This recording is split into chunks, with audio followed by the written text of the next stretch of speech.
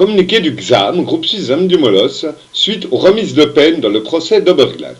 Le groupe suisse des Amis du Molosse avait pris connaissance avec indignation de la décision prise par le tribunal zurichois de renoncer à l'interdiction de possession de chiens à l'encontre du propriétaire des chiens dans le drame d'Oberglatt de 2005.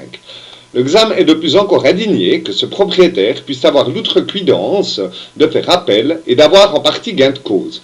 Étant moi-même père d'un garçon de 4 ans et d'une petite fille de bientôt 2 ans, je me pose la vraie question. Pourquoi ne parle-t-on pas du véritable assassin de la mort tragique du petit Suleiman? Et dans les autres cas impliquant un chien ayant une mauvaise réputation, pourquoi n'en parle jamais? En effet, en 2001, l'accident survenu avec 3 chiens qui ont agressé sévèrement une jeune fille à Villeneuve, dans le canton de Vaud, impliquait des chiens dont avaient eu à s'occuper 3 polices municipales différentes, sans qu'aucune mesure n'ait été prise. En 2005, à la suite de l'accident mortel d'Oberglatt dans le canton de Zurich, des mesures avaient été réclamées. De nouvelles dispositions générales, essentiellement répressives, ont été exigées en arguant que de tels drames ne doivent plus se reproduire. En réalité, la législation existant au moment de l'accident d'Oberglatt aurait permis d'éviter un tel malheur si elles étaient appliquées.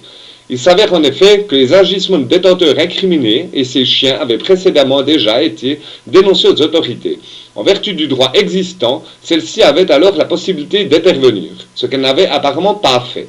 Nous sommes de tout cœur avec les parents alliés des victimes de morsures graves canines et regrettons que depuis le temps passé, nul n'ait encore compris que le problème réel est bel et bien le maître et pas le chien.